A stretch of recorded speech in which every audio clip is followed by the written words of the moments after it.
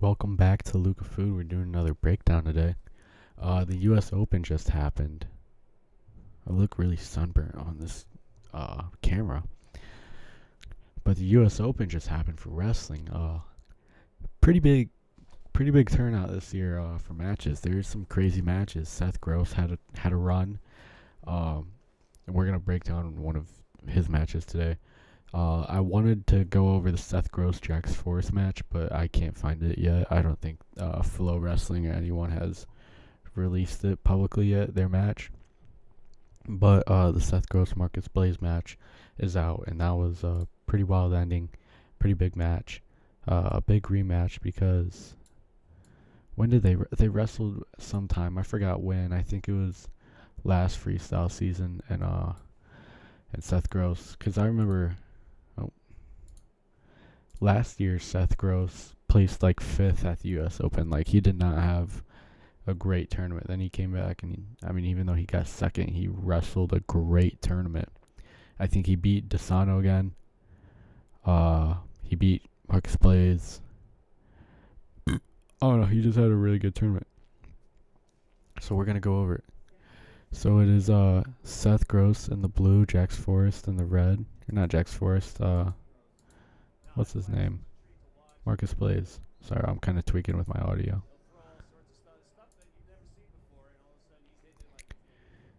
And you just kind of getting this front headlock, just kind of sitting.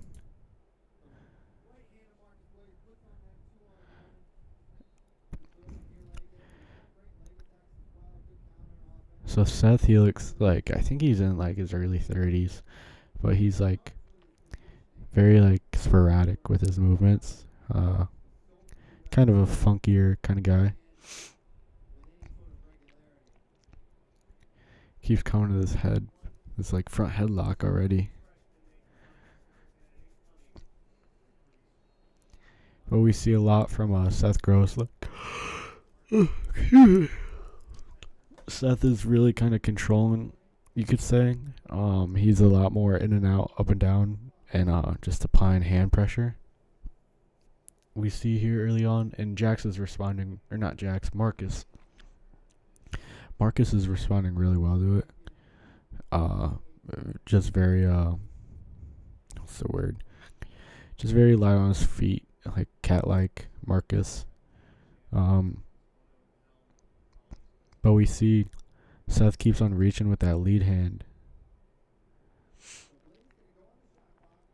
Blaze is on the shot clock now. But we see, yeah, Seth, like, he'll do that. There's Jax Forrest in the back. But, like, we see a lot of this, like, left collar tie setup. Like, Seth is using his left hand a lot to paw or to collar tie, and then he just kind of goes from there.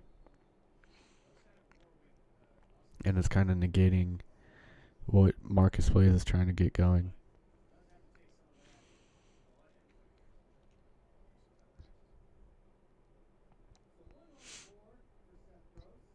And Seth gets the point.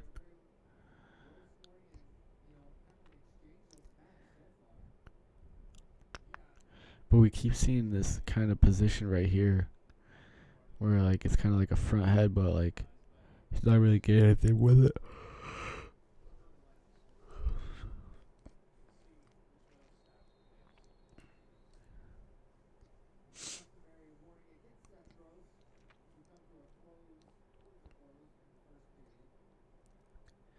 Well, I mean, even though it's like really low scoring, and truly, oh, there's something. Was that one? No. Even though, like I was about to say, even though there's not a bunch going on, we're seeing some good like action and control from Seth. Like, he's like a lot of like, there it is. Marcus keeps getting to that leg, and it's because Seth keeps leading with his lead hand. Like, there's not enough time left, but I'm sure he'll do it in the second period. We see Seth keeps on leading with his lead hand, and that's kind of why Marcus has got those shots a couple times. And I was gonna say, it's like every coach ever would advise you against that, to not lead with your lead hand. but we see Seth doing it. So I mean, it's got to be to a point where it works, and where we see it working with Seth Gross. But I don't know.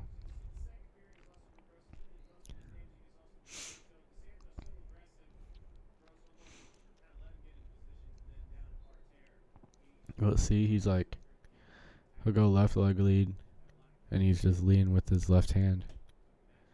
Then he kind of goes back to right leg lead. He's kind of switching back and forth a little bit.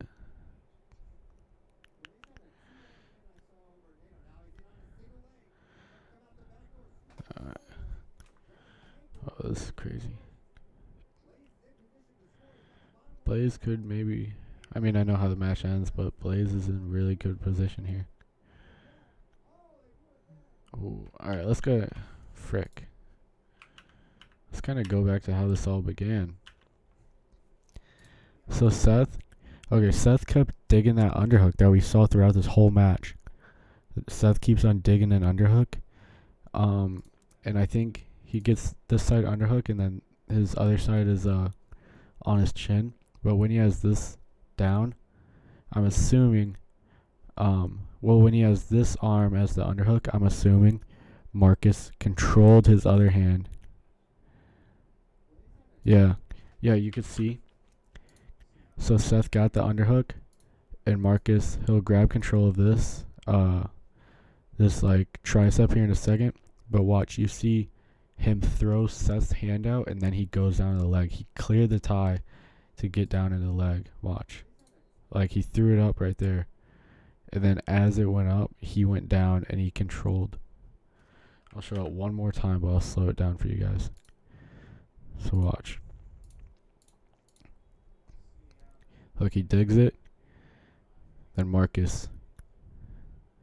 Watch. As he clears that hand, he controlled it. He controlled the other tricep. Then he dropped down to the leg. It's just controlling and clearing ties. And then he came out the back. Then they just got in this scramble position. But, I mean, that's just like great wrestling there. Picking up on what your opponent is doing is what Marcus did there. He picked up Marcus kept on picking up on Seth, throwing in those underhooks and whatnot. And then he picked up on what to do with it as far as clearing it, going under. He got to a leg, almost scored, but it was great wrestling there from Marcus. Excuse me, I'm so tired.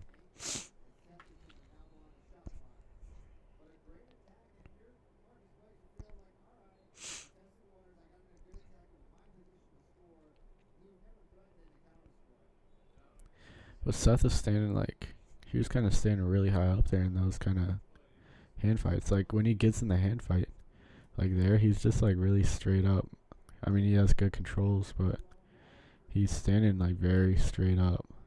Ooh, nice little kick. And he gets a 3 or 2.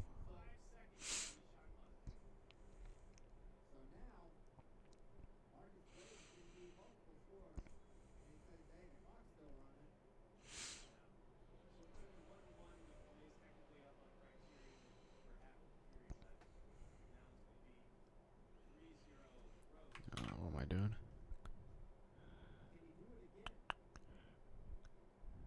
So now Seth keeps on going back and forth. Like, here he's left leg, and then now he's kind of like right leg. And I think that's keeping Marcus kind of figuring, still, of course. I was going to say, it's keeping Marcus still kind of figuring him out. But, I mean, he just got to a leg there. But that was also probably a factor of, we see, I'm assuming that was a factor of what we've seen with Seth, with him leading with his lead hand. And Marcus is able to just work off that open leg there and got under and got to a shot. But yeah.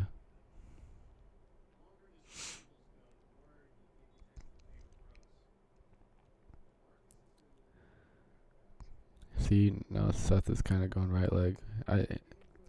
He's mainly left leg though, but he's kind of bringing in some right leg, it seems like. And Marcus keeps doing that kind of drag to the single. I think Seth is starting to pick up on it, and he's defending it very well.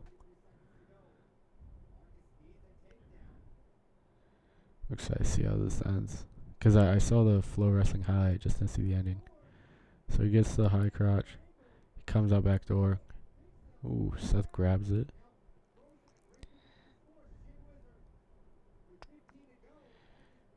We're going to go back and kind of look at it more, but I keep yelling.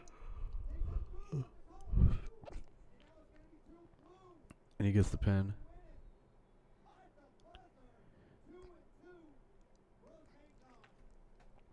Alright, let's go back to how this all started. So, again, what I've been saying. Look, Seth, left leg lead. He goes in with his left hand because Marcus kind of, you can see Marcus bringing in his hand. So Seth goes to tie with him. And he just goes right under into a shot. And look how deep he is into Seth. Super deep. And he just comes right out. I mean, he couldn't really because Seth grabbed his foot here. But he's coming through. He's wrestling really well. He's shin wizarding. Good defensive wrestling here. Oh, and he tried to just roll through and it ended not well for him. But so what we kind of saw here in this match that worked really well. Well, first off, Seth, leading with your lead hand, don't really do that unless you know what you're doing, like Seth Gross. Leading with your lead hand is not good. Second off, reading your opponent. We saw Marcus start to read Seth, and that's how he was able to get in and on all his shots. He was reading Seth's ties and stuff like that, and that got him into his shots and into his rhythm. And then, yeah, I mean, those are really two main things I picked up from this match. And thanks for watching. I'll see you guys next time.